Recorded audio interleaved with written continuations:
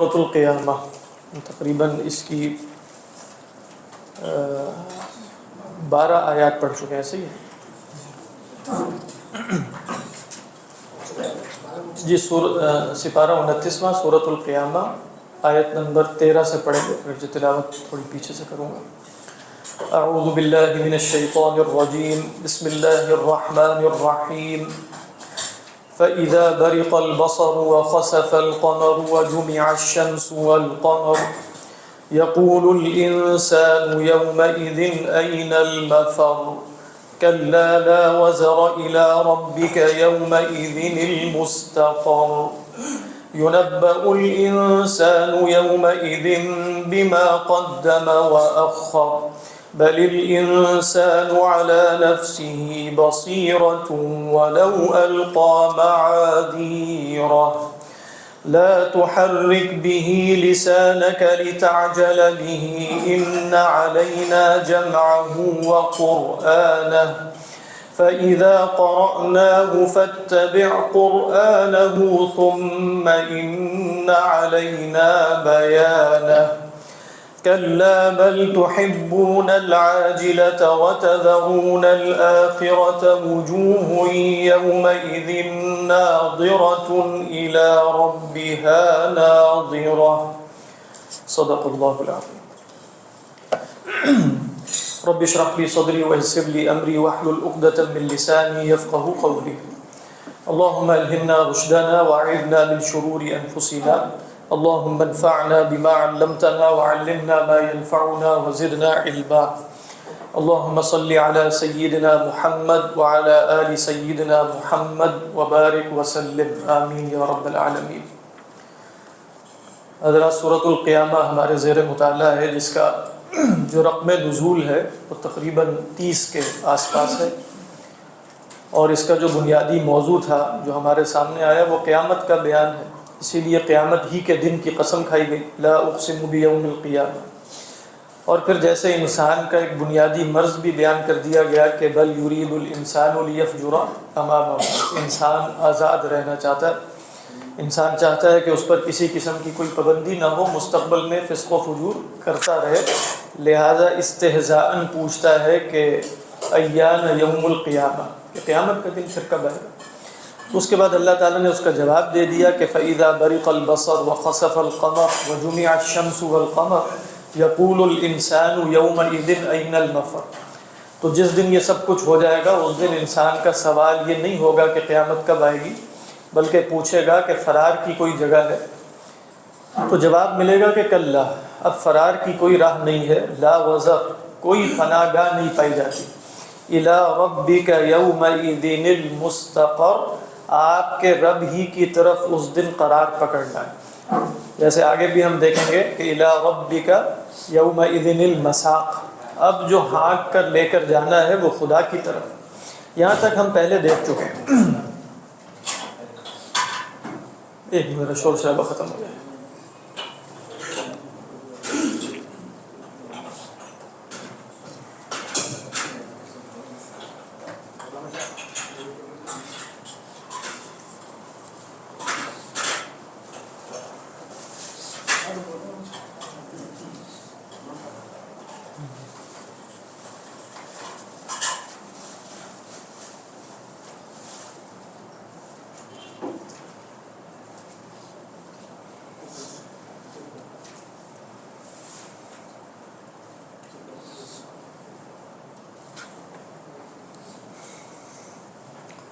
کچھ سوال ہے تو پوچھیں سورہ قیامہ کے بارے میں، سوال کا جواب دینا آسان۔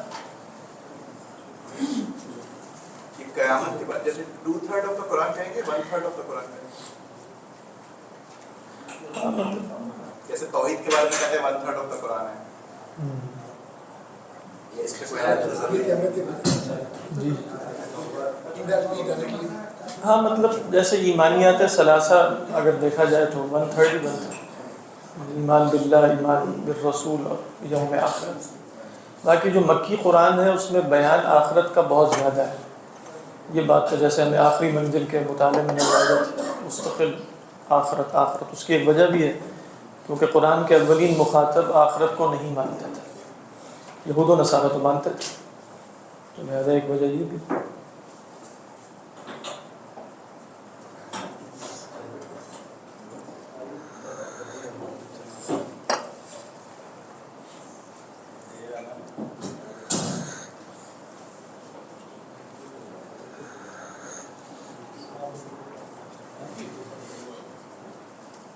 کیا ہوا؟ چینی ہلکی؟ کون کہہ رہے چینی ہلکی؟ یہ چینی ہلکی کوئی نہیں، اچھی خاصی چینی ہے.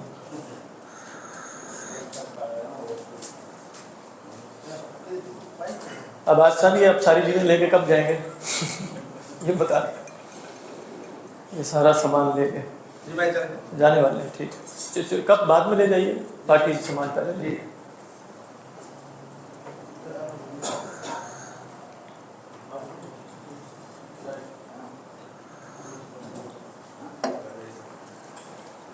اعوذ باللہ من الشیطان الرجیم.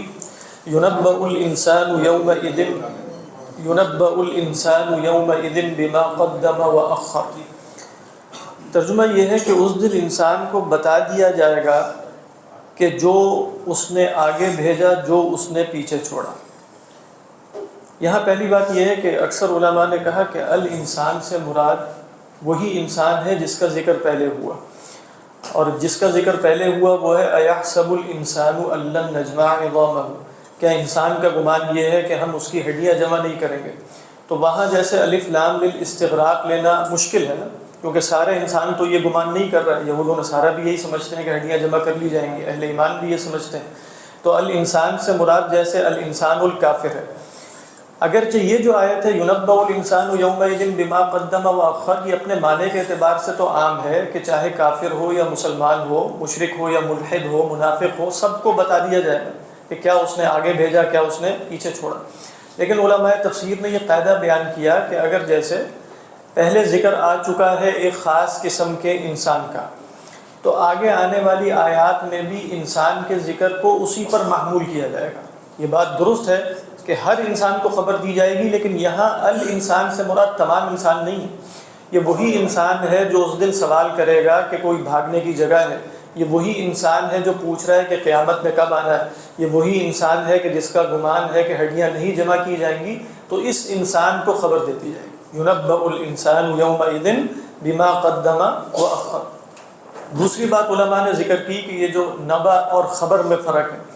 یعنی آپ دیکھیں نبی نبا سے ہے، نبی کو ہم مخبر نہیں کہتے، خبر دینے والا نہیں کہتے، اگرچہ انبیاء علیہ السلام اخبار ہی دیتے ہیں.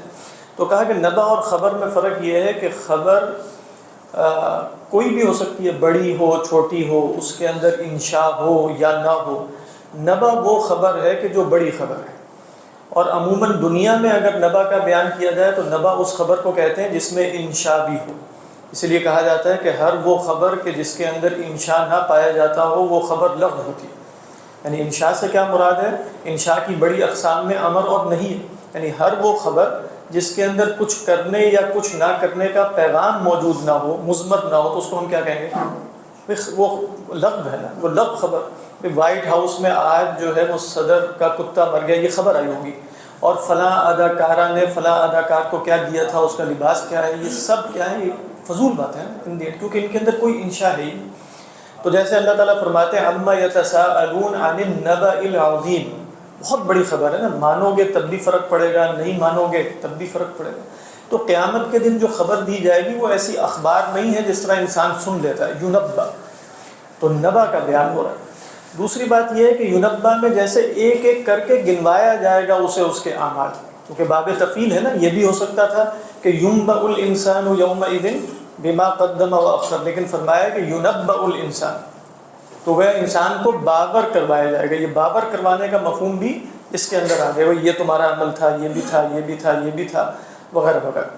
تو فرمایا ينبأ الانسان یومئذ، اس دن. اب یہ اذ کے بعد جو جملہ معذوف ہے وہ کیا ہے؟ اذ برق البصر وخسف القمر، کہ جب یہ سب کچھ ہنگامہ برپا ہوگا اس دن انسان کو خبر دے دی جائے گی. کس بات کی؟ نبأ کا متعلق کیا ہے؟ بما قدم واخر. یہ جو اسلوب ہے اس میں جیسے علماء کی 4 سے 5 آراء بنی کہ قدم واخر سے کیا مراد ہے. لیکن اگر ان آراء سے صرف نظر کر کے ایک عمومی مفہوم لیا جائے تو عربی زبان میں قدم و اخر کا مطلب ہے کیا کیا اور کیا نہیں کیا. یہ اگر ہم کہیں رب اغفر لی ما قدمت، جیسے اللہ کے رسول صلی اللہ علیہ وسلم کی دعا ہے ما قدمت و ما اخرت، اے اللہ مجھے بخش دے ان گناہوں کو بھی کہ جو میں نے کیے، اور جو میرے اوپر واجبات تھے اور مجھے کرنے چاہیے تھے میں نے نہیں کیے. یہ کیا ہے؟ اخرت. تو بما قدم و اخر میں گویا اس کے تمام اعمال شامل ہو گئے، اور اعمال دو قسم کے ہیں. ایک عمل وہ ہے جس میں کرنا ہو، اور ایک عمل مجازن وہ ہے جس میں ترک ہو. تو جو اس نے کیا اور جو اس نے نہیں کیا یہ سب اسے خبر دے دی جائے گی. يُنَبَّأُ الْإِنسَانُ يَوْمَئِذٍ بِمَا قَدَّمَ وَأَخَّرَ. یہ بھی مفہوم سلف سے مروی. دوسرا مفہوم یہ ہے کہ قدم و اخر جس کو آپ تقدیم و تاخیر کہتے ہیں، یعنی تقدیم و تاخیر کس کو مقدم کیا کس کو مؤخر کیا. تو یہ بھی مفہوم سلف سے مروی ہے کہ انسان کو بتا دیا جائے گا کہ اس کی ترجیحات کیا تھی، کس شے کو اس نے مقدم کیا دنیا میں اور کس شے کو اس نے مؤخر رکھا، اس کی پرائرٹیز کیا تھیں، ترجیحات کیا تھیں، کس شے کو اہم سمجھتا تھا کس کو کم اہم سمجھتا تھا. بات واضح. تو يُنَبَّأُ الْإِنسَانُ يَوْمَئِذٍ بِمَا قَدَّمَ وَأَخَّرَ. پھر اسی طرح علماء نے یہ معنی بیان کیا کہ بما قدمہ سے مراد ہے بما تصدق، یعنی جو انسان مال خرچ کر دیتا ہے وہ خرچ کر کے آگے بھیج دیتا ہے. تو قدمہ کا مطلب ہے اللہ میاں کے پاس کیا بھیج دیا، اور اخرہ سے مراد یہ ہے کہ پیچھے وارثین کے پاس کیا چھوڑ گیا. یعنی بما قدمہ آپ دیکھ رہے ہیں سارے مفاہیم جو ہیں وہ ان الفاظ ہی سے اخذ ہو رہے ہیں. یعنی قدمہ میں یہ بات بھی ہے. تقدیم کس کو کہتے ہیں؟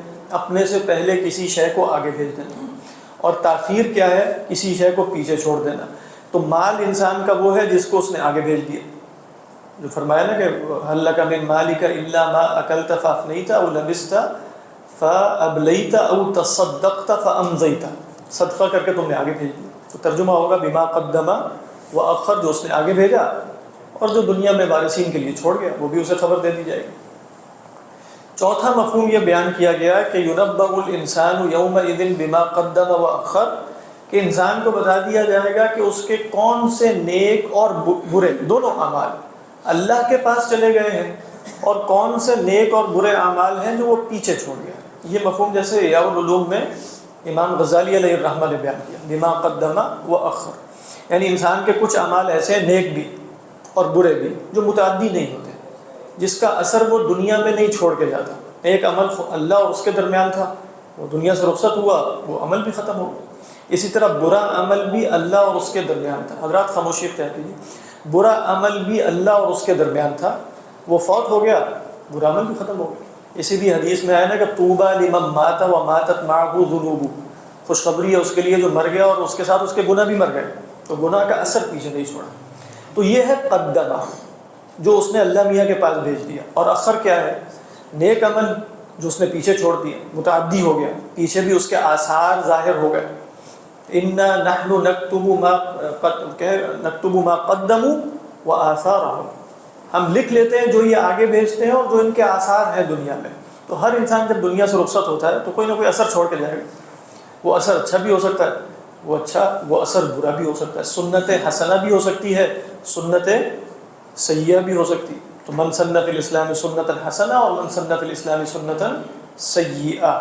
تو یہ تمام مفاہیم یہاں مراد لیے گئے اور سارے بیک وقت درست ہیں. يُنَبَّأُ الْإِنسَانُ يَوْمَئِذٍ بِمَا قَدَّمَ، کیا کیا کیا نہیں کیا، کیا اللہ میاں کے پاس صدقہ کر دیا، کیا پیچھے چھوڑ دیا، کس شے کو ترجیح دی کس شے کو ترجیح نہیں دی. اور چوتھا کیا مفہوم بیان کیا آثار دنیا میں چھوڑ گیا، پیچھے کیا چھوڑ گیا. اذا مات العبد انقطع عمله الا من ثلاث، وہ بھی آپ جانتے ہیں. صدقہ جاریہ بھی ہے، علم ينتفع به، وہ علم جس کا لوگ فائدہ اٹھا لیں. اور وہ اولاد بھی ہو سکتی ہے، وہ کوئی ایک بندہ بھی ہو سکتا ہے کہ جس کا اثر جو ہے وہ مستقبل میں ظاہر ہو جائے. یہ کیسے محاورہ ہے کیسے کریں جی ہاں یہ محاورہ ہے جس کے اندر یہ سارے مفہوم شامل ہیں. ایک پانچواں مفہوم بھی بیان کیا گیا، وہ بھی تفسیر کی کتابوں میں. يُنَبَّأُ الْإِنسَانُ يَوْمَئِذٍ بِمَا قَدَّمَ وَأَخَّرَ، اس کا پہلا عمل کیا تھا اور آخری عمل کیا ہے، یعنی زندگی کے ابتدائی اعمال کیا تھے. اب دونوں اسی سپین میں کہ شروع میں کیا کرتا رہا ہے اور آخر میں کیا کرتا رہا ہے. اور جو آخری اعمال ہیں ان پر دار و مدار ہوگا انسان کی نجات کا. کیا فرمایا آپ صلی اللہ علیہ وسلم نے؟ انما الاعمال بالخواتیم، اعمال کا دار و مدار خواتین پر ہے، میم کے ساتھ، ٹھیک ہے؟ یعنی اعمال کا اختتام کس بات پر ہوتا ہے؟ حسن خاتمہ ہوتا ہے کہ نہیں، اس پر دار و مدار ہوگا انسان کی نجات کا۔ تو بما قدم و اخر میں یہ پانچواں مفہوم بھی آپ دے سکتے ہیں۔ تو آپ دیکھ رہے ہیں کہ یہ تمام مفاہیم لفظ سے اخذ ہو رہے ہیں، کیونکہ اللہ سبحانہ، آپ کہیں گے یہ لفظ سے کیسے اخذ ہوئے ہیں؟ اس لیے کہ اللہ تعالیٰ نے قدم و اخر کا متعلق ذکر نہیں کیا۔ اگر کہہ دیتے تھے نا کہ ما قدم من العمل وما اخر من العمل، عمل واضح ہو جاتا ہے۔ اگر کہہ دیتے تھے ما قدمہ، اس کے بعد ترجیحات کے لیے کوئی لفظ لے آتے، اس سے پتہ چل جاتا۔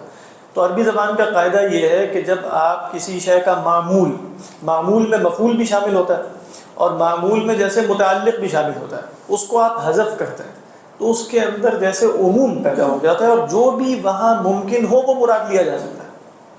ہاں اگر وہ متضاد معنی ہے تو پھر مراد نہیں لیا جائے۔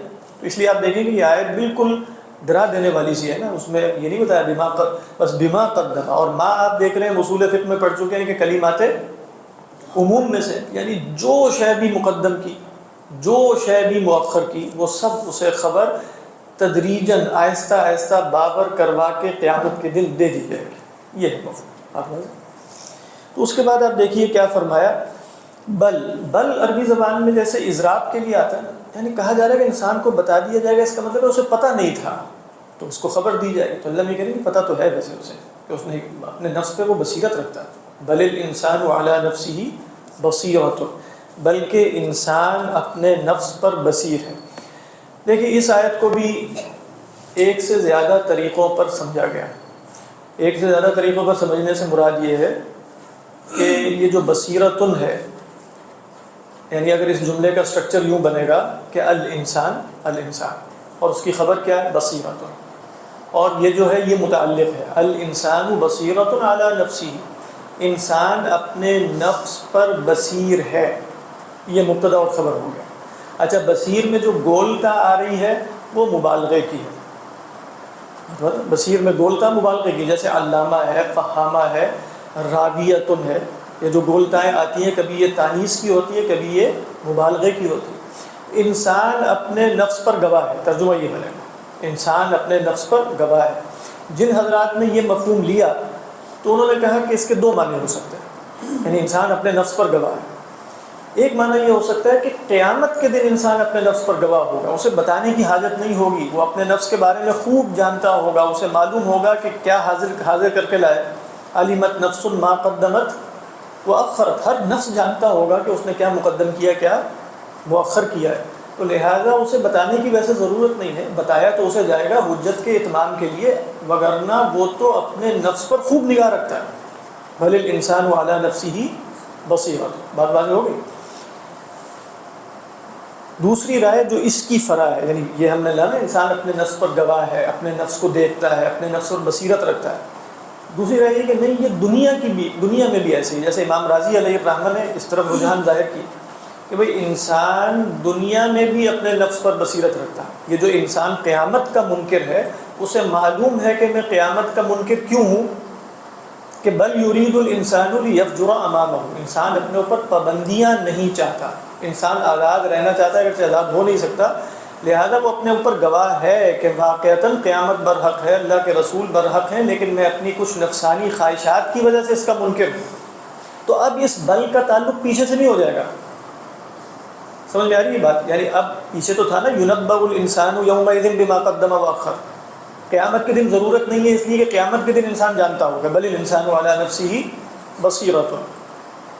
اور اگر ہم اس کا تعلق جو دوسرا ترجمہ میں نے عرض کیا، جو دوسرا مفہوم عرض کیا، پھر یہ پیچھے سے چلا جائے گا کہ بل یرید الانسان لیفجر امامہ یسأل ایان یوم القیامہ، لیکن یہ سب فضول باتیں ہیں۔ بل الانسان علی نفسہ بصیرۃ ولو القی معاذیرہ، چاہے کتنی حجتیں پیش کرے انسان کو پتہ ہے۔ تو یہ کیا بات بتا دی جائے گا اسے کہ اطلاق کار ہے، وہ الگ ہے، یہ الگ ہے، یعنی یہ وہ ایک الگ سٹیٹمنٹ ہے، یہ الگ سٹیٹمنٹ۔ بات یہ ہو گیا۔ اگر آپ یہاں بصیرتن سے مراد شاہد یعنی صاحب بصیرت لیں انسان۔ دوسرا مفہوم یہ بیان کیا گیا کہ بصیرتن سے مراد شاہد ہی ہے، لیکن یہ انسان کی خبر نہیں ہے۔ یعنی پہلے ہم نے کیا کہا تھا، الانسان بصیرتن، جملے کا اسٹرکچر سمجھ میں آ رہا تھا نا. انسان مبتدا ہے, بصیرتن کیا ہے؟ خبر ہے, اور متعلق خبر کیا ہے؟ علی نفسہ, بصیرتن علی نفسہ. اب ہم کیا اسٹرکچر بنا رہے ہیں؟ الانسان مبتدا, بصیرتن علی نفسہ. یہ کیا ہے؟ یہ ایک الگ جملہ ہے. بصیرتن مبتدا مؤخر ہے, علی نفسہ خبر مقدم ہے. انسان بصیرت نہیں, انسان کے بارے میں ہم تمہیں ایک خبر دینے لگے. وہ خبر کیا ہے؟ انسان کے اوپر ایک گواہ ہوگا. بات واضح, انسان خود گواہ نہیں ہے, وہ انسان کے اوپر ایک گواہ ہوگا. اچھا وہ کون ہوگا؟ وہ کہا کہ وہ انسان کے جوارح ہوں گے. یوم تشہد علیہم السنتہم ایدیہم وارجلہم بما کانوا یعملون وقالوا لجلودہم لما شہدتم علینا قالوا انطقنا اللہ الذی انطق کل شیء وغیرہ وغیرہ. تو گویا کیا کہا جا رہا ہے؟ قیامت کے دن انسان کے نفس پر ایک گواہ ہوگا, چاہے وہ کتنی ہی معذرتیں اور حجتیں کیوں نہ پیش کرے, اور وہ گواہ خود اس کے اعضائے جسمانی ہوں گے. ٹھیک ہے, تو اب خبر کیا ہے؟ الانسان, ہم تمہیں بتاتے ہیں انسان کے بارے میں. قیامت کے دن علی نفسہ بصیرہ, اور بصیرہ سے مراد کیا ہے؟ شاہد. یہ دوسرا معنی. تیسرا معنی علماء نے یہ کیا, اور آپ دیکھیں گے ان معنی کی کثرت سے گھبرانے کی ضرورت نہیں, سب فی نفسہ ہی قبول کیے جا سکتے ہیں, اور سب میں ایک جیسے لفظ کے ساتھ تعلق پایا جاتا ہے. تیسرا معنی یہ کہ بصیرہ قرآن مجید میں حجت کو بھی کہا گیا ہے. جیسے کہا گیا کہ قد جاءکم بصائر من ربکم فمن ابصر فلنفسہ, تمہارے پاس بصائر آ چکے ہیں. بصائر کس کی جمع ہے؟ بصیرت کی جمع, یعنی تمہارے پاس تمہارے رب کی طرف سے حجت آ چکی ہے. اب کیا کہا جا رہا ہے؟ بل الانسان علی نفسہ بصیرہ, ترکیب وہی ہے, انسان مبتدا, بصیرت مبتدا مؤخر, اور علی نفسہ جو ہے وہ خبر مقدم. انسان کے اوپر حجت قائم ہے. بل الانسان علی نفسہ بصیرہ, انسان کے اوپر اللہ کی حجت قائم ہے. اگر پیچھے ڈرامے کر رہا ہے نا, معذرتیں کر رہا ہے, کیسے ہو سکتا ہے قیامت کے دن ہڈیاں کیسے جمع کی جائیں گی, یہ کیسے ہوگا, وہ کیسے ہوگا. فرمایا انسان پر اللہ کی حجت قائم ہے, چاہے وہ کتنی ہی معذرتیں کیوں نہ پیش کریں. وَلَوْ أَلْقَى مَعَاذِيرَ, اس پر بھی ہم جائیں. اب یہاں کیا ہے؟ بصیرہ سے مراد حجت. بل الانسان علی نفسہ بصیرہ, علی نفسہ حجت قائمۃ وَلَوْ أَلْقَى مَعَاذِيرَ. یہ بھی مفہوم لیا گیا ہے, اور یہ بھی سلف سے ثابت ہے. چوتھا مفہوم یا پانچواں جو بھی نمبر بنتا ہوگا, وہ مفہوم یہ لیا گیا کہ بل الانسان علی نفسہ بصیرہ, بصیرہ سے مراد ہے عین البصیرہ. بصیرہ دیکھنے والی آنکھ کو بھی کہتے ہیں نا. ہم تمہیں بتاتے ہیں کہ انسان دنیا میں مہمل نہیں تھا, سدھا نہیں تھا, شتر بے مہار کی طرح نہیں تھا. ایحسب الانسان ان یترک سدھا, اسی صورت میں ہم پڑھیں گے. بلکہ انسان کو ایک آنکھ دیکھ رہی تھی, یعنی اللہ کی آنکھ کی بات ہو. بل الانسان علی نفسہ بصیرۃ ولو القی معاذیرہ. اب یہاں ترجمہ کچھ اور بنے گا, چاہے وہ کتنے ہی پردے گرا دیں. ابھی ہم دیکھیں گے کہ معاذیر پردوں کو بھی کہتے ہیں, یعنی جن لوگوں نے یہ مفہوم لیا انہوں نے معاذیر سے کیا مراد لیا؟ پردے. کیونکہ معاذیر جیسے معذرتن کے لیے اس میں جمع ہے, اس میں جمع ہے, کیونکہ معذرتن اگر اس کا وزن دیکھیں تو اس کی جمع آنی چاہیے معاذر. معذرتن کی جمع معاذر, اور یہ کیا معاذیر جو ہے وہ اس میں جمع ہے. اسی طرح معاذیر معذار کی جمع بھی ہے, اور معذار کس کو کہتے ہیں؟ ستر کو. ستر جس کو آپ کہتے ہیں ستر, ویسے مصدر ہوتا ہے, ستر پردے کو کہا جاتا ہے.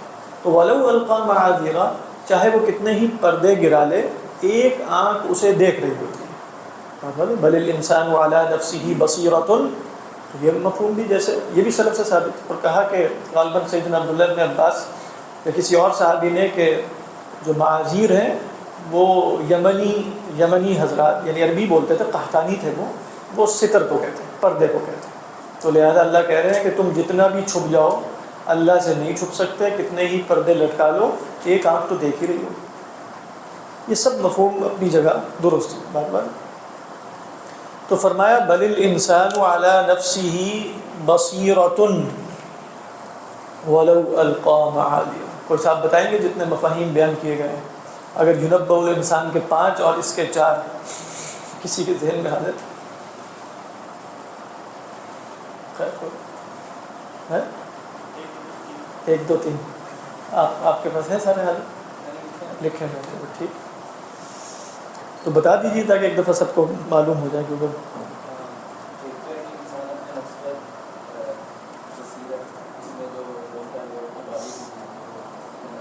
خوب نگاہ رکھتا ہے. ہاں اور اس میں پھر 2 آراء بن جائیں گی. وہ کیا تھی؟ ایک تو یہ کہ قیامت کے دن صبح ہوگا اور یہ کہ دنیا کے اندر بھی ہوتا ہے. اپنے بارے میں خوب جانتا ہے. ٹھیک. دوسرا کہ الانسان بصیرہ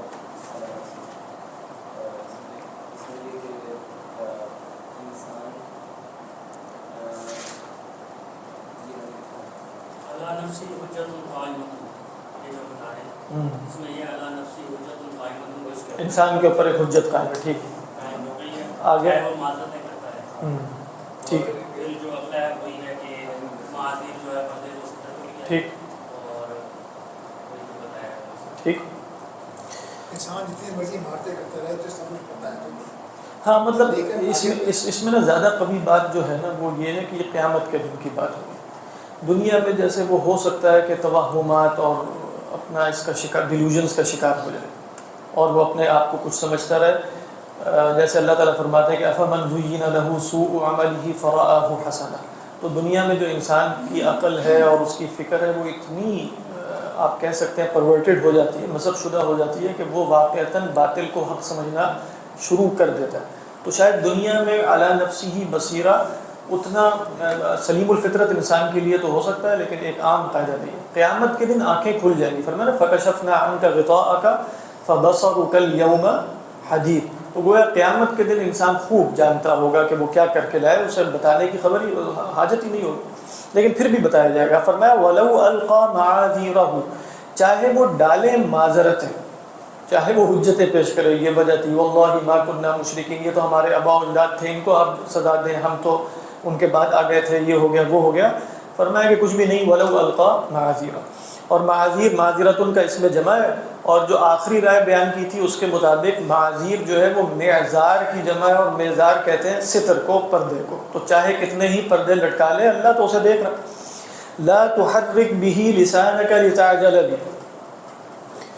دیکھیں اس آیت کے بارے میں جیسے مفسرین میں ایک مبحث یہ ہے کہ اس کا ربط آگے پیچھے سے کیسے بیان کریں، کیونکہ بہرحال اچانک پوری صورت کا ایک مضمون ہے لا اقسم بیوم القیامہ، اسی کی بات چل رہی ہے. آگے بھی کلا بل تحبون العاجلہ، اور آخر تک قیامت ہی کا اور موت ہی کا بیان ہے. تو بیچ میں کہا گیا لا تحرک به لسانک لتعجل به. یہاں تک کہ امام راضی علیہ الرحمہ نے لکھا کہ اس آیت کو بنیاد بنا کے بعض قدماء روافض نے یہ کہا کہ قرآن میں چیزیں حذف ہو گئیں. جو ہمارا دعویٰ ہے کہ تحریف ہوئی اور بہت سی چیزیں نکال لی گئیں، وہ دیکھو کہ بھئی کچھ یہ بیچ میں پتہ ہی نہیں چل رہا بات کہاں سے کہاں شفٹ ہو. لا تحرک به لسانک لتعجل به ان علینا جمعہ وقرآنہ. تو اس سے معلوم ہوا کہ بیچ میں کچھ اور آیات تھیں جن سے یہاں موضوع شفٹ ہوا تھا، وہ یہاں موجود ہی نہیں. تو یہ تو خیر ان کی بے پرکی ہے، ایسی فضول سی بات ہے. حضرت عبداللہ ابن عباس رضی اللہ تعالی عنہ سے روایت نقل کی ہے امام بخاری نے اپنی صحیح میں. وہ روایت یہ ہے کہ اللہ کے رسول صلی اللہ علیہ وسلم پر اذا نزل علیہ القرآن کان یحرک شفتیہ، آپ صلی اللہ علیہ وسلم تیزی سے اپنے ہونٹوں کو حرکت دیتے تھے. ابھی نازل ہو رہا ہے کان یحرک شفتیہ مخافۃ ان یتفلت منہ القرآن، اس بات کا اندیشہ رکھتے ہوئے کہ کہیں قرآن آپ سے کچھ رہ نہ جائے. اور اس کی وجہ جیسے مطلب یہی یعنی اسی صورت کے نزول کے وقت آپ یہ کیوں کر رہے تھے، اس کی وجہ میں نے کہیں نہیں دیکھی لیکن ابن عاشور علیہ الرحمہ نے اس کی طرف اشارہ کیا ہے. وہ وجہ یہ بیان کی ہے کہ یہ تقریباً 30 نمبر کی صورت ہے آس پاس. ابھی قرآن اس سے ماقبل اتنا نازل نہیں ہوا تھا کہ آپ سے چھوٹی چھوٹی صورتیں تھیں. اب جیسے جیسے قرآن بڑھتا چلا جا رہا ہے اور صورتوں کی تعداد بڑھتی چلی جا رہی ہے تو آپ پر اللہ کے نبی صلی اللہ علیہ وسلم پر جیسے یہ خوف سا طاری ہو رہا ہے کہ میں بھولنا نہ شروع کر دوں. تو اب آپ جیسے تیزی سے زبان کو حرکت دے رہے ہیں قرآن کی تلاوت ختم ہونے سے پہلے، یعنی ابھی سیدنا جبرائیل علیہ السلام آپ پر پڑھ رہے ہیں فَإِذَا قَرَأْنَاهُ فَاتَّبِعْ قُرْآنَهُ، یعنی کہا کہ ابھی تو آپ نے سننا ہے اسے. تو آپ بیچ میں جو حرکت دے رہے تھے تو جیسے ایک مربی اور مشفق روک دیتا ہے، بھائی وہ ایک موضوع پر تقریر کر رہا ہے تو وہ دیکھتا ہے کہ بیچ میں جو بچہ ہے یا طالب علم ہے وہ کچھ ایسے اعمال کر رہا ہے کہ شاید وہ اس کے درس کے فہم کے لیے ممد و معاون نہ ہو، تو وہ بیچ میں روک دیتا ہے کہ بھائی اچھا یہ کام نہ کرو. جو موجود ہوگا اس جگہ پر اسے تو کوئی فرق نہیں پڑے گا، وہ کہے گا قرینہ ہے نا، قرینہ کیا ہے؟ سب موجود ہیں. وہ اللہ کے رسول صلی اللہ علیہ وسلم اثناء نزول اپنے ہونٹوں کو تیزی سے حرکت دے رہے ہیں، تو اللہ تعالیٰ نے اثناء نزول ہی آیت نازل کر دی کہ لا تحرک به لسانک لتعجل به. یہ جو ہمارے ہاں اشکالات پیدا ہو جاتے ہیں وہ یہ ربط کیسے اور ربط نہیں ہے، وہ اس وجہ سے کہ ہم وہاں موجود نہیں ہوتے، ہمیں مقتضى حال کی خبر نہیں ہوتی. آپ جانتے ہیں کہ بلاغت، بعض علماء نے کہا کہ بلاغت کل کی کل کیا ہے؟ مقتضى حال کے مطابق گفتگو کرنا. تو مقتضى حال اللہ کے رسول صلی اللہ علیہ وسلم کا کیا تھا، اسی کے موافق آیت نازل ہوگی. مقتضى حال یہ تھا کہ آپ کو روکا جائے کہ آپ اپنے آپ کو مشقت میں نہ ڈالیں، تو آپ کو روک دیا گیا لا تحرک به لسانک لتعجل به ان علینا. اسی طرح سورۃ طٰہٰ میں ہم پڑھتے ہیں ولا تعجل بالقرآن من قبل ان یقضى الیک وحی. دیکھیں آپ قرآن کو حفظ کرنے میں جلدی نہ کیجیے قبل اس کے کہ وحی مکمل ہو. اس سے کیا ہمیں معلوم ہوا کہ وحی مکمل ہونے سے قبل آپ کوشش کر رہے ہیں. تو آپ کو بتایا جا رہا ہے ہم آپ کو پڑھائیں گے، آپ نہیں بھولیں گے. سنقرئک فلا تنسى الا ما شاء اللہ. تو یہاں بھی وہی مضمون لا تحرک به لسانک لتعجل به ان علینا جمعہ وقرآنہ. باقی امام راضی علیہ الرحمہ نے یہاں کافی کوششیں کی ہیں کہ کوئی ربط نکالنے، وہ سب تکلفات لگ رہے ہیں، کوشش ہے لیکن اچھی بات ہے. مطلب کہا کہ بھئی جیسے آگے بیان آئے گا کلا بل تحبون العاجلہ. اصل میں انسان کا بنیادی مرض جس کی وجہ سے وہ آخرت کا انکار کرتا ہے وہ کیا ہے؟ وہ اجرت پسندی ہے، وہ عاجلہ سے محبت ہے. تو گویا ایک طرف تو ایک ایکسٹریم مثال ہے نا دوسری کافر کی، وہ کیا کر رہا ہے؟ وہ عاجلہ سے محبت کرتا ہے. اور ایک طرف دیکھو کہ اللہ کے رسول صلی اللہ علیہ وسلم جیسے خیر کے کام میں کتنے مستعجل ہیں، اگرچہ اس سے روکا جا رہا ہے لیکن بہرحال یہ محمود ہے نا کہ لا تحرک بھی. آپ قرآن کو یاد کرنے کے لیے عجلت کا مظاہرہ فرما رہے ہیں، تو کہاں اس کافر کی عجلت دیکھو کہ جو دنیا کا کچھ مال و متاع حاصل کرنے کے درپے ہے، اور کہاں اللہ کے رسول صلی اللہ علیہ وسلم کی شان مبارک ہے کہ آپ قرآن مجید جو منبع علوم ہے اس کو یاد کرنے کے لیے، سمجھنے کے لیے، حفظ کرنے کے لیے جلدی کریں. تو گویا ایک کنٹراسٹ سا دکھا دیا گیا. اور پھر کہا کہ جیسے بل الانسان علی نفسہ بصیرہ سے بھی اس کا تعلق جوڑ کے بتایا کہ بل الانسان علی نفسہ بصیرہ. اور اس میں جو کچھ مفاہیم بیان کیے وہ اتنے مناسب نہیں لگ رہے ہیں کہ اللہ کے رسول صلی اللہ علیہ وسلم آپ کو بھی معلوم ہونا چاہیے کہ بھئی قرآن مجید کا حفظ آپ کے بس کی بات نہیں ہے. آپ جتنی مرضی کوشش کریں، آپ جانتے ہیں کہ جب تک اللہ کی توفیق حاصل نہیں ہوگی آپ یہ کام نہیں کر سکتے. بھلے انسان علی نفسہ بصیرہ. تو آپ اللہ پر اعتماد کیجئے اور اللہ کے ذمے یہ معاملہ تفویض کر دیجئے. اللہ تعالیٰ آپ کو پڑھائے گا، یاد کروائے گا، بیان بھی کرے گا. تو بہرحال ربط بہت سے ہو سکتے ہیں لیکن ہمیں یہ ربط تلاش کرنے کی اتنی حاجت نہیں ہے کہ ہم کہیں لازماً ما قبل اور ما بعد سے ربط ہونا چاہیے. یہ قرآن مجید میں ایک ربط ہر وقت حاضر ہوتا ہے. وہ ربط جو ہر وقت حاضر ہے وہ یہ ہے کہ یہ اللہ کے رسول سے خطاب ہے نا. تو کسی بھی وقت اللہ کے رسول صلی اللہ علیہ وسلم کو کسی بھی مسئلے پر تنبیہ کر دی جاتی ہے کہ آپ اس طرح کر لیجیے، اس طرح نہ کیجیے. تو یہی ربط ہے. اور آپ دیکھیں کہ پیچھے قرآن مجید کا ذکر بھی نہیں ہے لیکن ضمیر ہم کہاں لے کر جائیں گے؟ لا تحرک به، لا تحرک بالقرآن، یعنی لا تحرک به، کیونکہ قرآن بھی ہر وقت قرآن میں حاضر ہے.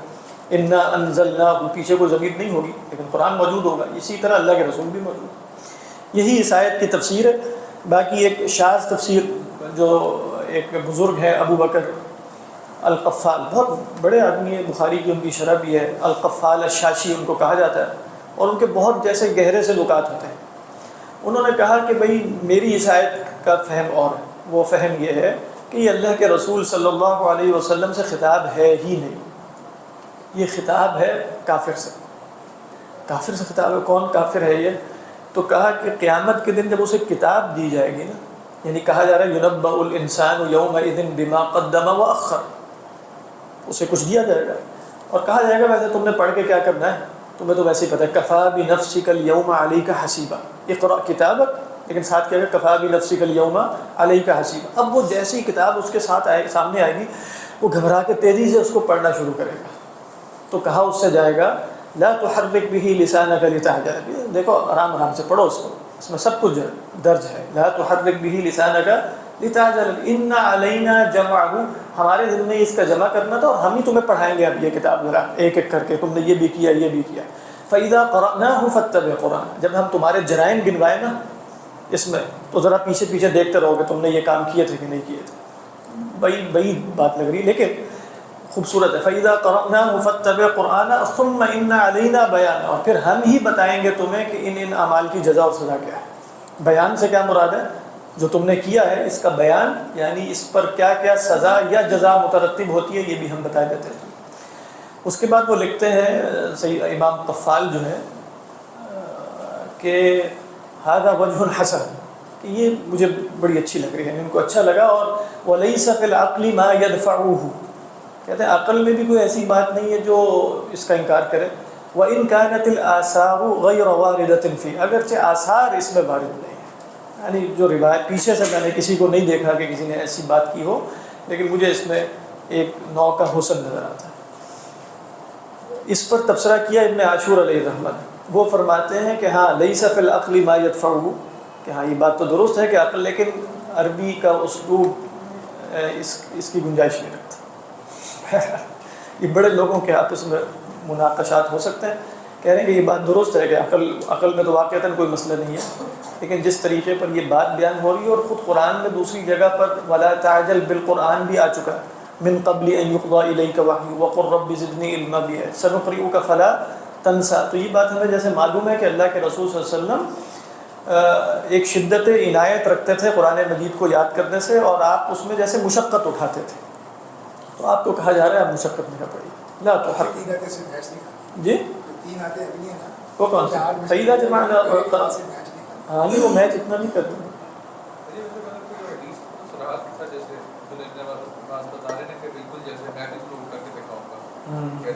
ہاں بالکل، انہوں نے بلکہ وہ کرتے بھی تھے، کان یحرک شفتیہ، تیزی سے ہلاتے بھی تھے. حضرت عبداللہ ابن عباس نے یقیناً اس کا مشاہدہ خود نہیں کیا، اس لیے کہ جس وقت یہ صورت نازل ہو رہی ہے سورۃ القیامہ، وہ حضرت عبداللہ ابن عباس شاید نہ پیدا ہوئے ہوں گے، کیونکہ جب اللہ کے رسول صلی اللہ علیہ وسلم دنیا سے رخصت ہوئے تو وہ 10-12 سال کے تھے. لہٰذا حضرت عبداللہ ابن عباس کی یہ روایت ہے، اور وہ درست ہے، اس میں ہمیں کوئی مسئلہ نہیں ہے کہ کان رسول صلی اللہ علیہ وسلم یحرک شفتیہ مخافۃ ان یتفلت منہ القرآن، وہ بالکل درست بات ہے. لیکن وہ بھی جیسے انہوں نے کسی اور صحیح سنا ہوگا، امید یہی کہ کسی سے سنا ہوگا اور کسی نے ان کو بتایا ہوگا کہ اللہ کے رسول صلی اللہ علیہ وسلم ایسے زبان کو حرکت دیتے تھے، وگرنہ سیدنا عبداللہ ابن عباس کا ذاتی مشاہدہ ممکن نہیں. واللہ اعلم. تو فرمایا بسم اللہ الرحمن الرحیم لا تحرک بہ لسانک لتعجل بہ، آپ اس قرآن کے ساتھ اپنی زبان مبارک کو حرکت نہ دیجیے. لتعجل بہ، دیکھیں وہی سیم اسلوب ہے نا، ولا تعجل بالقرآن، تو یہاں بھی ہے ولا لتعجل بہ ای لتعجل بحفظہ، تاکہ آپ اس قرآن مجید کو یاد کرنے میں جلدی کر لیں. عجل یعجل، وعجلت الیک ربی لترضی، میں جلدی اس لیے آ گیا تاکہ آپ راضی ہو جائیں. تو انبیاء علیہ السلام جو جلدی کام کرتے ہیں وہ اجتہاداً اللہ کی رضا کے لیے ہوتا ہے، تو یہاں بھی یہی کام اللہ کی رضا کے لیے تھا. لتعجل بہ، کیوں جلدی نہ کیجیے؟ جملہ تعلیلیہ کیا ہے، وجہ کیا ہے؟ ان علینا جمعہ وقرآنہ، آپ بالکل فکر نہ کیجیے، یہ آخری کلام ہے جو نازل ہو رہا ہے، اس کے ضائع ہونے کا کوئی احتمال ہی نہیں ہے، یہ تو ہمارے ذمے ہے، یہ تو ہم نے اپنے اوپر لے لیا ہے اس کا جمع کرنا، جمع ہو. اور اس کے بعد فرمایا وقرآن، آپ کو اسے پڑھا. اب یہاں قرآن سے مراد مصدر ہے نا، یعنی قرآن اصلاً کیا ہے؟ لغت کے اعتبار سے مصدر ہے، قرأ یقرأ قراءۃ وقرآن، تو قرآن کہتے ہیں پڑھنے کو، تو اس کا جمع کرنا اور اس کا پڑھنا یہ سب ہمارے ذمہ. اچھا قرآن میں اللہ کا پڑھنا نہیں، مراد ہے قرآن قراءۃ القرآن منک، یعنی آپ کا اس کا پڑھنا ہمارے ذمہ ہے. ان علینا جمعہ، ہمارے ذمہ اس کا جمع کرنا بھی ہے، اور پھر با محاورہ ترجمہ ہوگا آپ کو پڑھوا دینا بھی. اگرچہ لغت میں ترجمہ اس وقت پڑھوا دینا نہیں ہے، پڑھنا ہی ہے، لیکن کس کا پڑھنا مراد ہے؟ اللہ کے رسول صلی اللہ علیہ وسلم کا پڑھنا. قرآن رسول اللہ صلی اللہ علیہ وسلم للقرآن، ٹھیک ہے. تو ہی کی جو ضمیر قرآن ہو کے بعد ہے وہ قرآن کے اصطلاحی معنی میں ہے، اور یہاں جو لفظ قرآن آ رہا ہے یہ لغوی معنی میں ہے. ان علینا جمعہ وقرآنہ فاذا قرأنا، تو جب ہم پڑھیں اسے. یہاں بھی علماء نے کہا کہ اللہ تعالیٰ نے جیسے قرآن مجید میں کچھ افعال کی نسبت کبھی فرشتوں کی طرف کی، کبھی اپنی طرف کی، یہاں جو پڑھ کے آپ کو سنا رہا ہے وہ جبرائیل ہیں علیہ السلام، وہ اللہ تعالیٰ نہیں ہے، لیکن اللہ تعالیٰ نے ان کے اس فعل کی نسبت اپنی طرف کی. جیسے کچھ مقامات پر اللہ نے کہا کہ قل یتوفاکم ملک الموت، تمہیں کون قبض کرتا ہے؟ ملک الموت. دوسری جگہ پر کہا اللہ یتوفی الانفس، یہ اللہ تعالیٰ ہے جو جانوں کو قبض کرتا ہے. تو چونکہ فاعل حقیقی اور مؤثر حقیقی بہرحال اللہ سبحانہ و تعالیٰ ہی ہے، تو یہاں سیدنا جبرائیل علیہ السلام کے فعل کی نسبت اپنی طرف کی.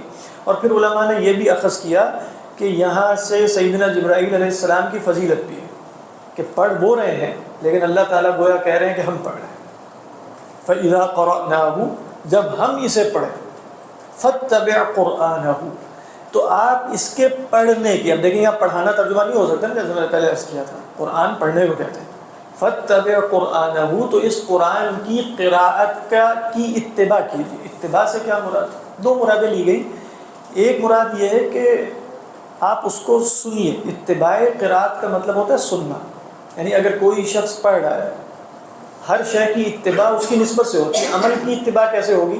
آپ اس جیسا عمل کریں. لیکن اگر کوئی صاحب تقریر کر رہے ہیں، تلاوت کر رہے ہیں، قراءت کر رہے ہیں، تو اس کی اتباع اس کے موافق عمل ہے. وہ موافق عمل کیا ہے؟ سنیے، سنا جائے اسے. فَإِذَا قُرِئَ الْقُرْآنُ فَاسْتَمِعُوا لَهُ، تو فَإِذَا قَرَأْنَاهُ فَاتَّبِعْ قُرْآنَهُ، تو آپ اس کی قراءت کو فالو کیجیے، یعنی اسے سنیے. یہ ایک معنی.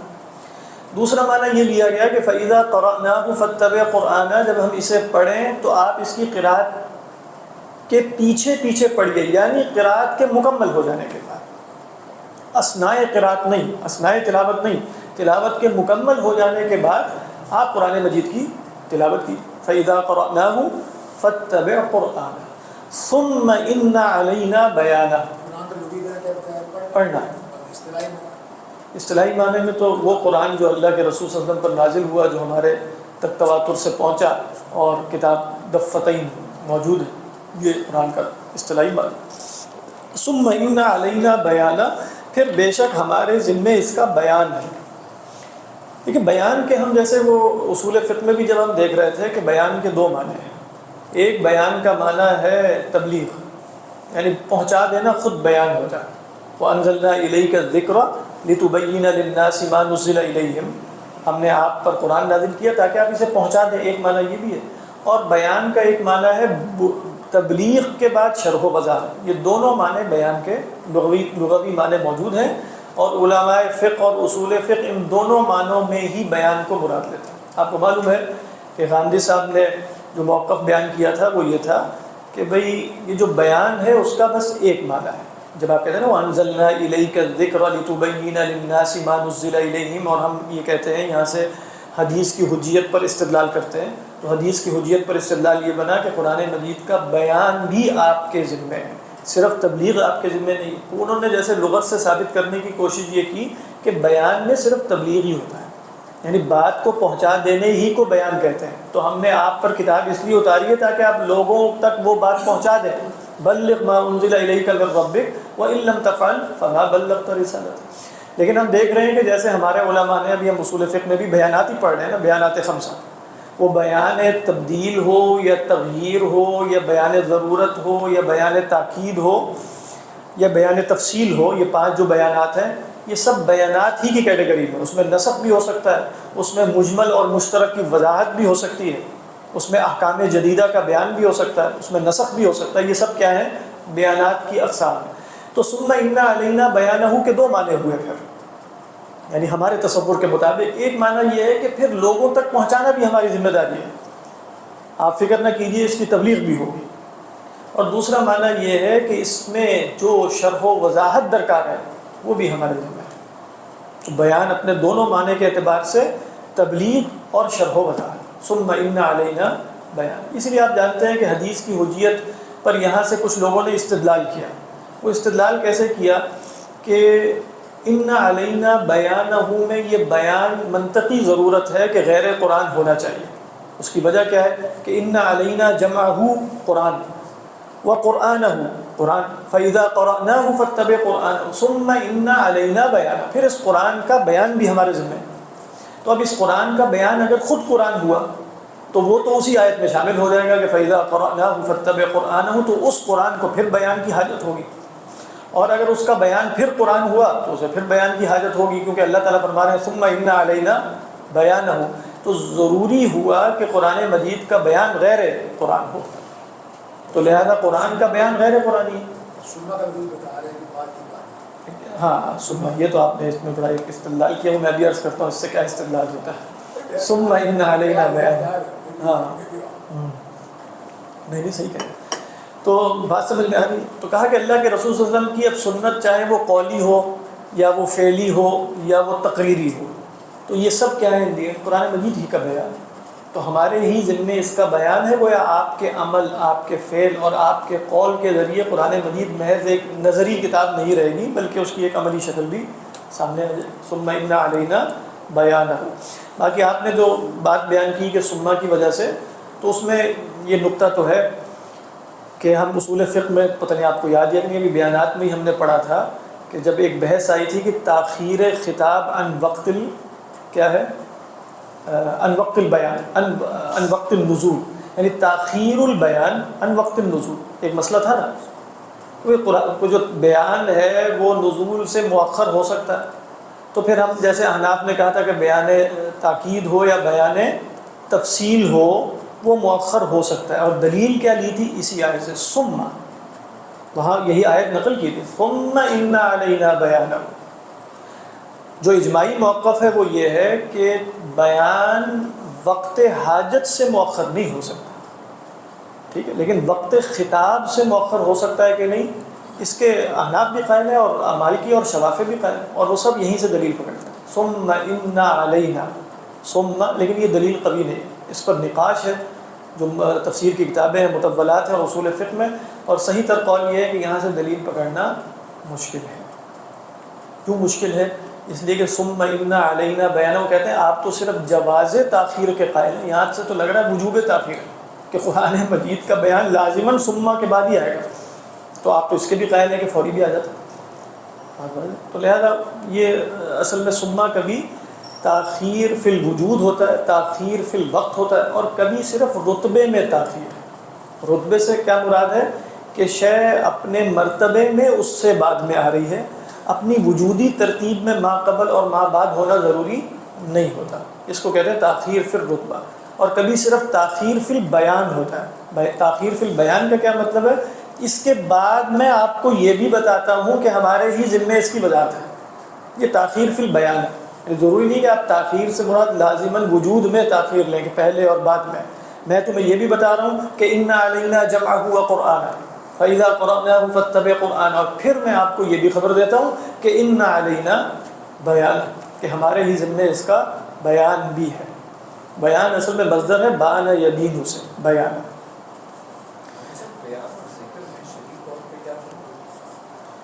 ذکر تو اصل میں لغت میں کہتے ہیں یاد کرنا ہے، ذکر یذکر سے نا، ذکر مصدر ہے، تو ذکر کا مطلب ہے یاد کرنا۔ بیان کا تو مطلب ہے کسی شے کا روشن ہو جانا، واضح ہو جانا۔ اچھا، تبلیغ کے لیے بیان کیوں استعمال ہوتا ہے؟ کہ جب تک بات پہنچی نہیں ہوتی وہ سامنے والے کے لیے واضح نہیں ہے، پہنچنے کے بعد اس کے لیے وہ شے ظاہر ہو جاتی ہے، تو اس لیے اس کو کیا کہا جاتا ہے؟ بیان۔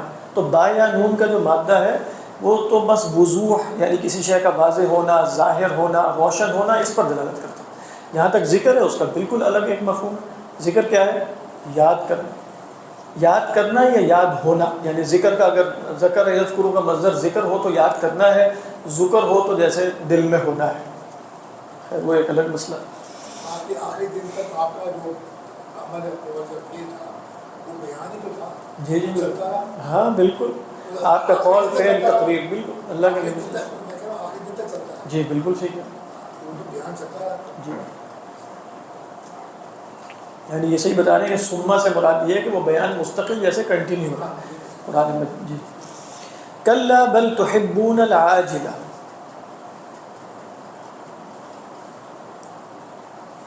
اب دیکھیں یہ جو کلا ہے نا، یہ اس کا تعلق اللہ کے رسول صلی اللہ علیہ وسلم سے نہیں ہے، یہ ذہن میں رکھیے۔ یہ جو کلا ڈانٹ ہے یہ اس انسان کو ہے، کس انسان کو؟ کہ جو کہہ رہا ہے یحسب الانسان ان لن نجمع عظامہ، اور وہ انسان جو یسأل ایان یوم القیامہ، اسے کہا جا رہا ہے کلا، یعنی تم اپنے اعمال سے باز آ جاؤ، تم اپنے کرتوتوں سے باز آ جاؤ، تمہارے خیالات و افکار سب باتیں۔ یہ بات میں اس لیے کر رہا ہوں کہ جو معتزلہ تھے ان کے ہاں جیسے آپ دیکھیں گے کہ تفسیر میں نا بہت سی جگہوں پہ، جیسے خاص طور پر کشاف میں جو امام زمخشری ہیں ان کے ہاں بے ادبی ہے، اور مطلب بہت سی جگہوں پر ایسا کلام ہے خود رسول اللہ صلی اللہ علیہ وسلم کے متعلق کہ وہ مطلب درست نہیں ہے، وہ ناقابل قبول ہے۔ جیسے اس جگہ پر وہ فرماتے ہیں کہ یہ کلّا جو ہے وہ اصل میں ردع لرسول اللہ ہے، تو اس کی بات سمجھ میں نہیں آ رہی، کلّا بل تحبون، یعنی آپ کہنے کا ان کا مقصد ہے کہ تم انہوں نے کہا کہ اللہ کے رسول کو کہا جا رہا ہے خبردار جو آپ نے جلدی کی اور تم سب لوگ جلدی کرتے ہو، کوئی طریقہ نہیں ہے اس بات کی، اس کا بیان نہیں ہو رہا ہے، یعنی قطعاً اگرچہ وہ فہم قرآن میں خاص مرتبہ رکھتے ہوں گے لیکن بالکل فضول سی بات ہے، بالکل فضول سی بات ہے، اس کا ان کو دیکھنا چاہیے تھا کہ کلام کا جو ربط ہے وہ پیچھے سے چل رہا ہے، یہ بیچ میں جیسے اللہ کے رسول صلی اللہ علیہ وسلم سے خطاب ہوا ہے اور پھر بات اسی انسان کی طرف جا رہی ہے، آگے بھی اسی انسان کا بیان آئے گا نا، یحسب الانسان ان یترک سدی، تو یہاں کلّا اسی انسان کو ڈانٹ ہے کہ جس انسان کے دعوے پہلے ذکر ہو چکے ہیں اور اسے اس کے افعال سے روکا جا رہا ہے، کیونکہ کلّا کے اندر زجر بھی ہوتا ہے، ڈانٹ بھی ہوتا ہے اور ردع بھی ہوتا ہے۔ ردع کس کو کہتے ہیں؟ روکنا، باز آ جاؤ تم، کلّا۔ اور پھر فرمایا بل تحبون العاجلہ، ابھی جیسے ہم نے دیکھا عاجلہ یا عجل، اسی سے پہلے اسم الفاعل بنائیں گے تو عاجلہ ہے، عاجلہ کے جلدی آنے والی، عاجلہ کون ہے؟ وعجلت الیک ربی، تو عاجل کون ہوگا؟ تو جلدی آ جائے، تو عاجلہ کون ہے؟ جلدی آ جانے والی۔ اصل میں اے انسانوں تمہارا مسئلہ یہ ہے، بل میں اضراب بھی ہے اور ابطال بھی ہے۔ کس بات کا ابطال ہے؟ تمہارا یہ کہنا کہ اصل میں آخرت کو اس لیے نہیں مانتا کہ ہڈیاں کیسے جمع ہوئی، یہ تمہارا خیال باطل ہے، بلکہ تمہارا مطلب حقیقی مرض یہ ہے کہ تم عاجلہ سے محبت کرتے ہو، یہ یعنی تمہارے جو دلائل ہیں وہ سب باطل ہیں، تمہارا مسئلہ نفسانی ہے۔ وہ نفسانی مسئلہ کیا ہے؟ تم لوگ محبت کرتے ہو عاجلہ سے، جلدی ملنے والی شے سے، وَتَذَرُونَ الْآخِرَةَ، اور آخرت کو پس پش ڈال دیتے ہیں۔ یہ انسان کا بنیادی مرض ہے۔ اور آپ دیکھیں اگلی صورت میں بھی یہی ہے، یعنی سورۃ القیامہ ہے، اس کے بعد کون سی صورت ہے؟ سورۃ الدہر۔ سورۃ الدہر میں بھی کیا ہے؟ إِنَّ هَؤُلَاءِ يُحِبُّونَ الْعَاجِلَةَ وَيَذَرُونَ، وہاں بھی یہی اس کو وَيَذَرُونَ وَرَاءَهُمْ يَوْمًا ثَقِيلًا، بھئی یہ لوگ عاجلہ سے محبت کرتے ہیں اور اپنے پیچھے ایک بھاری دن کو چھوڑے ہوئے ہیں۔ تو یہاں بھی یہی فرمایا کَلَّا بَلْ تُحِبُّونَ الْعَاجِلَةَ وَتَذَرُونَ الْآخِرَةَ وُجُوهٌ يَوْمَئِذٍ نَاضِرَةٌ، بہت سے چہرے اس دن تر و تازہ ہوں گے۔ لیکن جو وجوہ ہے نا، یہ نکرہ ہے اور اس کی خبر ہے ناظرۃ، یہ مبتدا خبر ہے۔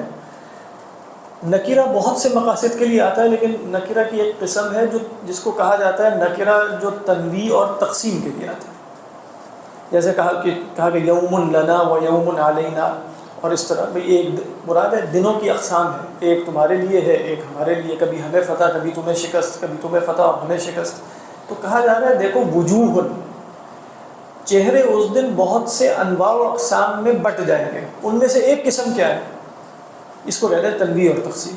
پہلے تنویع کرنا، ان کو انواع میں بانٹ کے تقسیم کر دینا، تو دو انواع میں بانٹ دیا گیا ہے، وہ کیا ہے؟ وجوہ یومئذ ناظرہ اور وجوہ یومئذ باسرہ۔ تو کچھ قسم کے چہرے ہوں گے، یوں ترجمہ کر سکتے ہیں، کچھ قسم کے چہرے ہوں گے اس دن ناظرۃ۔ اب یہ جو لفظ ہے ناظرہ، یعنی یہ جیسے اس سے جو اسم الفاعل آتا ہے وہ نظر بھی ہے، وہ ناظر بھی ہے، وہ نظیر بھی ہے۔ اس کی وجہ یہ ہے کہ یہ نظیرہ ینظرو بھی استعمال ہوتا ہے، نظارہ ینظرو بھی استعمال ہوتا ہے، اور نظورہ ینظرو بھی استعمال ہوتا ہے، سب سے ہے۔ اور اس سے جو مصدر ہے وہ نظرۃ ہے، اور اس کا لغوی مطلب ہے چہرے کی تر و تازگی۔ سرور کہتے ہیں دل کی خوشی کو، اور نظرۃ کہتے ہیں اس خوشی کا جو چہرے پر اظہار ہو۔ تو اللہ تعالیٰ نے فرمایا نا وَلَقَّاهُمْ نَظْرَةً وَسُرُورًا، دونوں کو جمع کیا اللہ تعالیٰ نے، تو فرمایا وجوہ یومئذ ناظرہ، بہت سے چہرے، کچھ قسم کے چہرے اس دن تر و تازہ ہوں گے، اِلیٰ رَبِّهَا نَاظِرَةٌ، اپنے رب کی طرف دیکھتے ہوں گے۔ بس اسی پر اکتفا کرتے ہیں۔ میں یہ یہاں ایک بحث ہے، وہ میرا خیال تھا مختصر میں عرض کروں گا کہ یہاں سے اہل سنت چونکہ رؤیت باری تعالیٰ کا مسئلہ اخذ کرتے ہیں نا، اِلیٰ رَبِّهَا نَاظِرَةٌ، کہ وہ اللہ کو دیکھ رہے ہوں گے. تو یہ آیت اپنی اس دلالت میں سری نہیں ہے، اپنی اس دلالت میں سری نہیں. اگر یہ اپنی اس دلالت میں قطعی ہوتی تو اہل سنت تو اس کا اختلاف کرنے والوں کی تکفیر کرتے تھے، تو انہوں نے تکفیر نہیں کی. تو درست قول یہی ہے کہ الی ربها ناظرہ، کہ وہ اپنے رب کو دیکھ رہے ہوں گے، جیسا کہ صحیح احادیث میں ہے، تواتر معنوی والی احادیث میں ہے. لیکن جو معتزلہ کے اس جگہ اعتراضات ہیں اس آیت کے فہم پر، وہ بھی کافی قوی ہیں، ان پر بھی غور کرنا چاہیے. اسی بنا پر اہل سنت ان کی تکفیر نہیں کرتے کہ ان کی تعویل ایسی ہے کہ جو باطل ہے، لیکن وہ تعویل اس قسم کی ہے کہ جس کی وجہ سے کچھ ان کو شک کا فائدہ دینا چاہیے. تو ان کی تعویل کا خلاصہ یہ ہے کہ اہل سنت نے کہا کہ نظر ینظر اگر الہ کے صیغے کے ساتھ آ جائے تو وہ رویت کے لیے آتا ہے. یہ اہل سنت کا موقف ہے. نظر ینظر اگر بغیر الہ کے صیغے کے ساتھ آ جائے تو وہ اور معنی میں بھی ہو سکتا ہے، غور و فکر کے لیے بھی ہو سکتا ہے. اولم ینظروا فی ملکوت السماوات والارض. لیکن نظر ینظر الہ کے ساتھ آئے تو پھر یہ رویت کے لیے. نظر ینظر بغیر صلے کے ساتھ آ جائے انتظار کے لیے، جیسے فرمایا انظرونا نقتبس من نورکم. اسی طرح فرمایا هل ينظرون الا ان ياتيهم الله في ظلل من الغمام. تو نظر ینظر بغیر صلے کے ساتھ ہے تو کیا ہے؟ انتظار. الہ کے ساتھ ہے تو کیا ہے؟ افلا ينظرون الى الابل كيف خلقت. اس کو دیکھنا بھی ہے. افلا ينظرون الى الابل كيف خلقت والى السماء كيف رفعت والى الجبال كيف نصبت. تو نظر الہ اور نظر بغیر الہ. معتزلہ نے اس کا کیا جواب دیا؟ معتزلہ نے کہا کہ نہیں، پہلی بات تو یہ ہے کہ دیکھو نظر کا لفظ الگ ہے، رآ کا لفظ الگ ہے، رویت الگ ہے، نظر ینظر الگ ہے. انہوں نے مثال دی، نظر الہ اصل میں کہتے ہیں اپنی آنکھ کو پھیرنا، تقلیب الحدقہ. اپنی آنکھ کو پھیرنے کا کیا مفہوم ہے کہ آپ بیٹھے ہوئے یوں آپ نے دیکھنا ہے دائیں طرف دیوار کو، تو آپ اپنی آنکھ یوں پھیریں گے نا. پھیرنے کا عمل کیا ہے؟ نظر الہ. اس کے نتیجے میں کیا ہوتا ہے؟ رویت حاصل ہو جاتی ہے. سمجھ میں آ رہی ہے کہ نظر الہ رویت کا مقدمہ ہے، نہ کہ نظر الہ فی نفسہ رویت ہے. جیسے انہوں نے کہا ایک ہے دل کی معرفت. دل کی معرفت ہے نا، تو علم حاصل ہوتا ہے آپ کو. علم حاصل ہونے کا مقدمہ کیا ہے؟ النظر. یعنی آپ کیا کہتے ہیں؟ غور و فکر کرنا ہے. مقصود کیا ہوتا ہے؟ علم. علم تو اضطراری طور پہ حاصل ہو جاتا ہے نا، غور و فکر کیا جائے گا. لیکن کیا نظر ہی علم ہے یا نظر مقدمہ علم ہے؟ ہاں، نظر جو ہے وہ تو مقدمہ علم ہے. تو جس طرح ایک نظر قلب ہے جو مقدمہ علم و معرفت ہے، اسی طرح ایک نظر کیا ہے یہ والی بصر جو مقدمہ رویت ہے، نہ کہ وہ فی نفسی ہی رویت. انہوں نے کہا دیکھو قرآن مجید میں اللہ تعالیٰ نے نظر کا اس بات کیا ایک جگہ پر اور رویت کی نفی کر دی. وہ کیسے کہا کہ فرمایا وَتَرَاهُمْ يَنظُرُونَ إِلَيْكَ وَهُمْ لَا يُبْصِرُونَ. یہ دیکھو آپ کی طرف دیکھتے ہیں، يَنظُرُونَ إِلَيْكَ نظر الہ، لیکن دیکھتے ہیں رویت حاصل نہیں ہو رہی. بات واضح ہے. اچھا انہوں نے کہا کہ جب اہل سنت نے ان سے کہا اچھا ٹھیک ہے رویت کا مقدمہ ہو، لیکن نظر الہ کا مطلب ہے تو آنکھوں کا ہی پھیرنا نا. ان دن یہ بات تو تم مان. انہوں نے کہا کہ اب جب ہم نے یہ بتا دیا کہ رویت اور نظر الہ میں فرق ہے، نظر یہ مقدمہ ہے اور فی نفسی ہی رویت نہیں ہے، تو اب ہمارے لیے تعویل کا دروازہ زیادہ کھل گیا ہے نا. یعنی تم تو کہہ رہے تھے نظر الہ ہوتا ہی رویت ہے، اور ہم نے تمہیں ثابت کر کے دکھایا کہ نظر الہ رویت نہیں ہے بلکہ رویت غیر نظر الہ ہے. تو جب یہ بات ثابت ہو گئی تو ہم چونکہ رویت کے مستحیل ہونے کے قائل ہیں، رویت کے مستحیل ہونے کے قائل ہیں اپنے دلائل کی بنیاد پہ، تو اب ہم نظر الہ کی تعویل کر کے کہیں گے کہ یہاں نظر الہ سے مراد ہے کہ وہ اللہ کی طرف جیسے نظر دیکھ رہے ہیں کہ اللہ سے ہمیں عنایتیں ملیں، منتظر ہیں کہ اللہ ہم پر کیا کرم کرے گا. اچھا انہوں نے ایک اور دلیل دی. انہوں نے کہا الی ربہا، تم دیکھ رہے ہو، یہ تو نہیں کہا وجوہ یومئذ ناظرۃ الی ربہا، بلکہ الی ربہا پہلے آیا ہے. تو اس کا تو مطلب یہ ہے کہ وہ وہاں صرف خدا ہی کو دیکھیں گے اور کسی کو دیکھیں گے نہیں. اور یہ تو تمہارا بھی قول نہیں ہے. سمجھ میں آ رہی ہے؟ انہوں نے کہا الی ربہا ناظرہ، یعنی الی ربہا مقدم ہونے کی وجہ سے حقیقتاً حصر ہونا چاہیے، اور تم حصر کے تو قائل نہیں ہو. کیا تم اللہ کی رویت کے سوا کسی اور چیز کی رویت کے وہاں قائل نہیں ہو؟ انہوں نے کہا قائل تو ہیں. انہوں نے کہا پھر یہاں تو صرف اللہ کی رویت کی بات ہو رہی ہے اور کسی شے کو دیکھیں گے نہیں. ان سب کے جوابات بھی دیے گئے ہیں، لیکن کہنے کا مقصد یہ ہے کہ اس طرح کی تعویلات کی وجہ سے ہوا کیا کہ اہل سنت بھی اسی کے قائل ہیں کہ قرآن مجید میں اللہ کی رویت کا صراحتاً بیان نہیں ہے. اللہ کی رویت کا صراحتاً بیان نہیں ہے، صراحتاً بیان احادیث میں ہے. جیسے ہم کہتے ہیں عذاب قبر کا صراحتاً بیان نہیں ہے، صراحتاً بیان کہاں ہے؟ احادیث میں. تو اصلاً اہل سنت کا موقف احادیث کی بنا پر ہے کہ انکم سترون ربکم کما ترون البدر القمر لیلۃ البدر، جیسے تم چاند کو دیکھتے ہو. لا تضامون فی رؤیتہ، یعنی چاند کو دیکھنے میں ایک دوسرے کی آڑ نہیں بنتا نا. سامنے دیکھنا ہو ایک دوسرے کی آڑ بنے گی، اوپر دیکھ رہے ہیں، سب دیکھ رہے ہیں.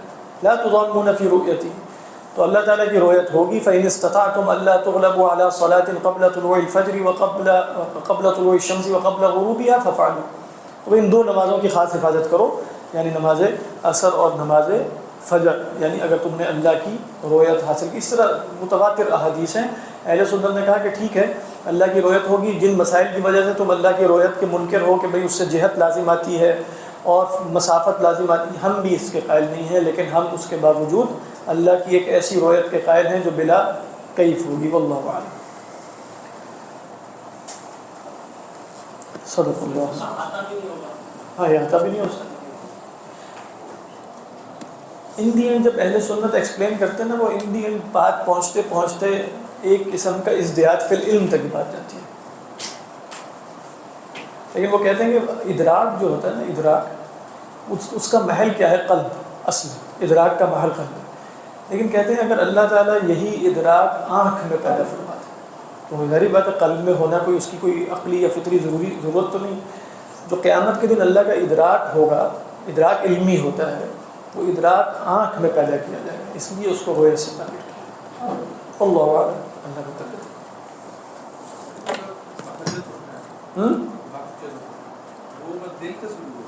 نہیں، جو بہجت ہے نا، وہ اصل ویسے وہ لفظ انسانوں کے لیے استعمال نہیں ہوتا، یعنی اپنی اصل اوریجن میں.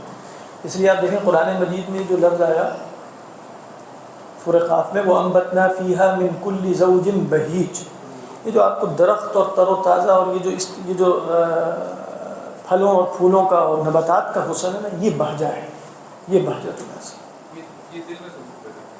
ہاں، بہجت کے نتیجے میں جو کچھ کیفیت آپ کو حاصل ہوگی وہ آپ کا سرور ہوگا، وہ آپ کا سرور ہو سکتا ہے، وہ آپ کے چہرے کی تر و تازگی ہو سکتی ہے. لیکن بہجت اصل میں اس حسین منظر کی طرف اشارہ، یعنی بہیج کے اندر جو جمال آپ کو نظر آ رہا ہے اس کی طرف اشارہ. اللہ اعلم.